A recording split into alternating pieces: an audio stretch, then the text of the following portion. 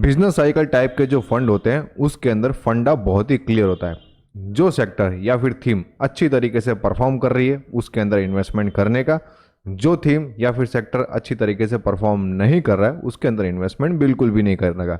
ये सिंपल तरीके से यहाँ पर इन्वेस्टमेंट होने वाला है, लेकिन जितना सिंपल ये लगता है उतना सिंपल ये है नहीं। इस वीडियो के अंदर बिजनेस साइकिल क्या होता है वो मैं आपको समझाऊंगा, साथ में इस फंड की मैं सारी की सारी डिटेल भी आपको देने वाला हूं। तो डीएसपी म्यूचुअल फंड अपना एक नया एनएफओ लॉन्च करने जा रहा है जिसका नाम है डीएसपी बिजनेस साइकिल फंड। इस फंड की हम सारी की सारी डिटेल्स लेने की कोशिश करेंगे। तो चलिए स्टार्ट करते हैं।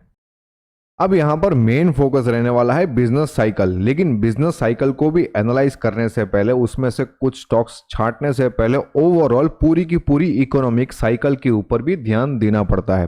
तभी जाकर हमको अंदाजा आ पाता है कि कौन से बिजनेसेस है जो चल सकते हैं। इसके बाद आता है मार्केट साइकिल।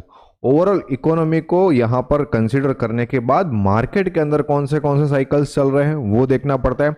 उसके बाद मार्केट के बाद कौन से सेक्टर्स अभी के समय में चल रहे हैं वो यहां से छांटने पड़ते हैं। इसके बाद कौन सी इंडस्ट्रीज अच्छी तरीके से परफॉर्म कर रही है ये यहां पर छांटने के बाद कौन से बिजनेस यहां पर चल रहे हैं। तो आप समझ सकते हैं कि पूरी की पूरी इकोनॉमी को एनालाइज करने के बाद एंड में कौन से अभी के समय में बिजनेस चल रहे हैं उतना ही यहां पर फोकस करके इन्वेस्टमेंट करने वाले हैं फंड मैनेजर। ये बहुत ही लेंथी प्रोसेस होता है, बहुत ही यहां पर ध्यान रखा जाता है। अब यहां पर जो बिजनेस साइकिल फंड है यहां पर किस तरीके से यहां पर एनालाइज करेंगे, कौन से स्टॉक्स को यहां पर एनालाइज करेंगे और उनको अपने पोर्टफोलियो के अंदर शामिल करेंगे, उसका भी एक फ्रेमवर्क दिया गया है। जैसे कि पूरा का पूरा जो इन्वेस्टमेंट यूनिवर्स है उसको तो कंसिडर करेंगे, लेकिन यहाँ पर किसी भी तरीके का बायस नहीं होने वाला है। यहाँ पर लार्ज कैप में से भी इन्वेस्टमेंट हो सकता है, मिड कैप में से भी हो सकता है, स्मॉल कैप में से भी इन्वेस्टमेंट हो सकता है और साथ में माइक्रो कैप में से भी यहाँ पर इन्वेस्टमेंट हो सकता है। मतलब ओवरऑल जो मार्केट है सब जगह पर यहाँ पर कंसिडर किया जाएगा। अच्छे स्टॉक्स को, अच्छे सेक्टर को और अच्छी थीम को यहाँ पर कंसिडर करके ही इन्वेस्टमेंट किया जाएगा। इसके बाद यहाँ पर ग्रुपिंग किया जाएगा सेक्टर्स के अंदर। कभी भी मार्केट के अंदर जो सेक्टर्स चल रहे होते हैं तो अकेला एक सेक्टर नहीं चल रहा होता है, साथ में और भी बहुत सारे सेक्टर्स चल रहे होते हैं। तो आपने अगर मार्केट में देखा होगा कि अगर बैंकिंग सेक्टर चल रहा होता है तो साथ में एनबीएफसी भी चल रहा होता है, अगर गोल्ड चल रहा होता है तो सिल्वर भी चल रहा होता है। तो ये जो ग्रुपिंग है यहाँ पर कंसिडर किया जाएगा। इसके बाद इंडस्ट्री का भी यहाँ पर ग्रुपिंग किया जाएगा, जैसे कि टाटा मोटर्स जैसी कंपनीज है, जैसे कि ऑटो कंपनीज है, तो ऑटो कंपनीज के साथ में ऑटो कंपोनेंट्स मैन्युफैक्चर करने वाली भी कंपनीज साथ में अच्छी तरीके से परफॉर्म कर रही होती है। तो ये इंडस्ट्रीज का भी यहाँ पर ग्रुपिंग करके यहाँ पर अच्छा खासा फ्रेमवर्क को यूज किया जाएगा। इसके बाद जो हमारे स्टॉक्स निकलेंगे फंड मैनेजर के पास उनको यहाँ पर फॉरेंसिक एक्सक्लूजन करने वाले हैं, मतलब उनका अच्छी तरीके से मैनेजमेंट चेक किया जाएगा, साथ में उनकी बैलेंस शीट कैसी है वो सब चेक किया जाएगा। उसके बाद ही यहाँ पर जो अपना एक्टिव पोर्टफोलियो कंस्ट्रक्ट किया जाएगा। तो आप समझ चुके होंगे कि यहाँ पर स्टॉक सिलेक्शन का क्राइटेरिया दिखने में तो बहुत ही सिंपल है, लेकिन है नहीं। बहुत सारी चीजें कंसिडर करने के बाद ही यहाँ पर स्टॉक्स को सिलेक्ट किया जाता है। इसके बाद पोर्टफोलियो कंस्ट्रक्शन किस तरीके से होता है वो भी मैं आपको बताता हूँ। इंडस्ट्री साइकिल को अपन ने कैच कर लिया, उसके बाद ऐसे स्टॉक्स को यहाँ पर देखा जाएगा कि जिनका पोटेंशियल है अपसाइड मूवमेंट का।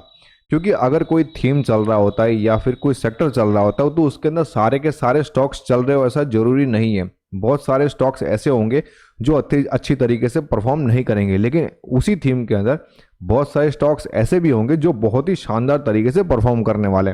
तो ऐसे ही स्टॉक्स को यहाँ पर सिलेक्ट किया जाएगा। इसके बाद ऐसे स्टॉक्स को सिलेक्ट करने के बाद पोर्टफोलियो कंस्ट्रक्शन किया जाएगा, लेकिन पोर्टफोलियो कंस्ट्रक्शन से पहले यहाँ पर पास द फॉरेंसिक फिल्टर, मतलब अच्छी तरीके से, जैसे कि मैंने आपको आगे बताया कि यहाँ पर मैनेजमेंट चेक किया जाएगा और साथ में मैनेजमेंट के साथ में यहाँ पर बैलेंस शीट कैसी है वो सब कुछ यहाँ पर चेक करने वाले हैं। साथ में यहाँ पर लिक्विडिटी भी चेक करने वाले हैं। कोई स्टॉक्स ऐसे होते हैं जिनके अंदर लिक्विडिटी की बहुत कमी होती है। ऐसे स्टॉक्स आगे आने वाले समय के अंदर हमारे पोर्टफोलियो को खराब भी कर सकते हैं। तो ये भी बात यहाँ पर पहले ही कंसिडर करने वाले हैं। अब ये जो फंड है उसका रिस्क मैनेजमेंट करना भी बहुत ही ज़्यादा जरूरी है। तो रिस्क मैनेजमेंट किस तरीके से करेंगे उसके लिए भी 3-4 अलग अलग टेक्निक को यूज़ करेंगे, जैसे कि यहाँ पर हेजिंग के लिए पुट ऑप्शंस को भी यूज़ कर सकते हैं। इसके बाद कैश कॉल्स को भी यहाँ पर यूज़ कर सकते हैं। आर्बिट्राज भी कर सकते हैं। आर्बिट्राज के अगर बारे में आपको नहीं पता है तो आप हमें कमेंट में लिख के बता सकते हैं, मैं आपको आर्बिट्राज के बारे में भी बता दूंगा। और साथ में जो रिट्स और इनविट्स है उनको भी यहाँ पर यूज कर सकते हैं, यहाँ पर अपने पोर्टफोलियो को यहाँ पर मैनेजमेंट करने के लिए, रिस्क का मैनेजमेंट करने के लिए। अब यहाँ पर जो फ्रेमवर्क है इन्होंने जो बनाया है डीएसपी म्यूचुअल फंड ने, तो यहाँ पर आप देख सकते हैं कि अभी के समय में कौन से यहाँ पर थीम्स अच्छी तरीके से परफॉर्म कर रहे हैं जिनके अंदर इन्वेस्टमेंट कर सकते हैं, और ऐसे कौन से थीम्स है जिनके अंदर इन्वेस्टमेंट नहीं करना चाहिए, तो वो भी अभी के समय में एनालाइज करके हमें बताया गया है।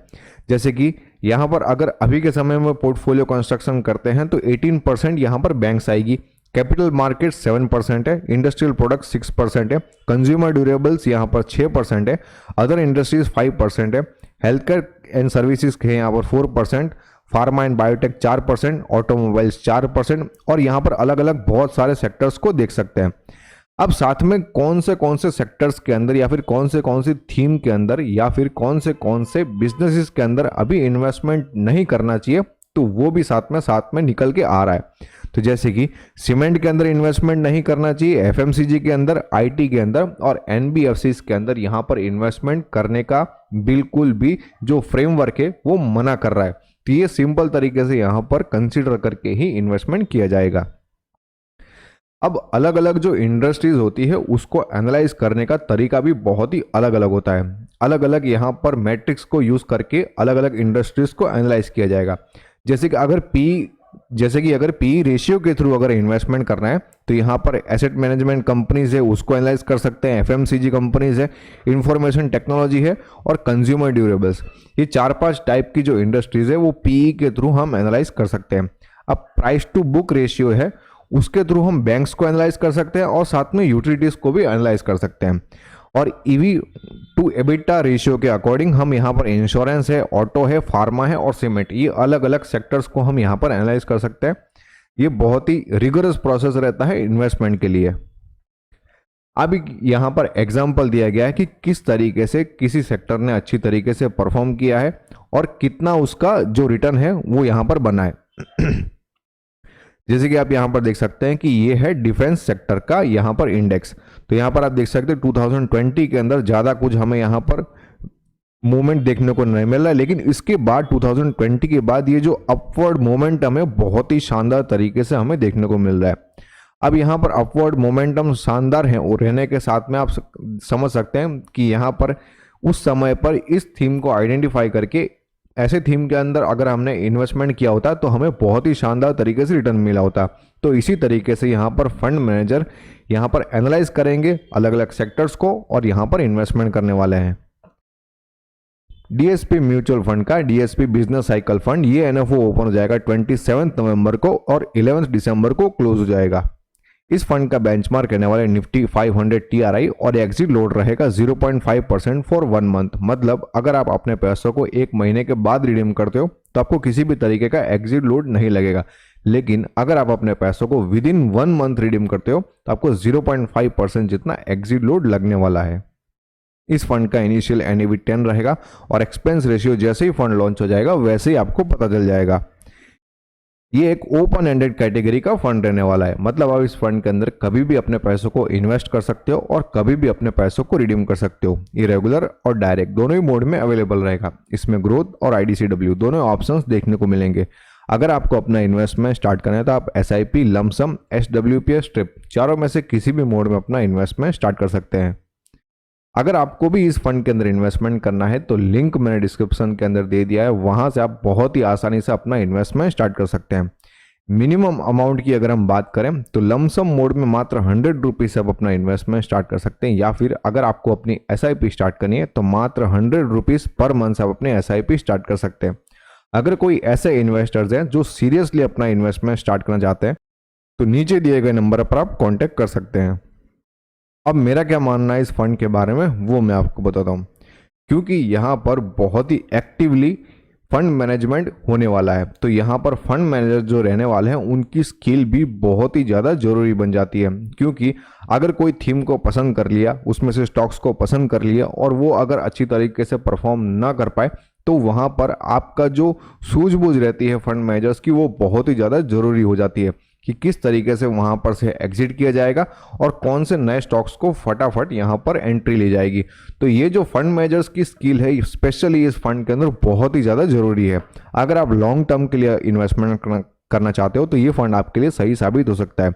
अगर आपने और भी कहीं पर भी इन्वेस्टमेंट किया हुआ है तो इस फंड के अंदर इन्वेस्टमेंट करके आप अपने पोर्टफोलियो को डाइवर्सिफाई कर पाओगे। लेकिन अगर आप फिर भी कंफ्यूज है तो आप अपने एडवाइजर से भी जरूर बात कर सकते हैं। लेकिन एक बात याद रहे, ये फंड शॉर्ट टर्म के लिए तो बिल्कुल भी नहीं है। अगर आपको इन्वेस्टमेंट के रिगार्डिंग किसी भी तरीके के क्वेश्चन है तो आप हमें यहाँ पर कमेंट में लिख के दे सकते हैं। साथ में आप हमें टेलीग्राम, ट्विटर और इंस्टाग्राम पर फॉलो करके अपने क्वेश्चंस को पूछ सकते हैं। लिंक मैंने डिस्क्रिप्शन के अंदर दे दिया है।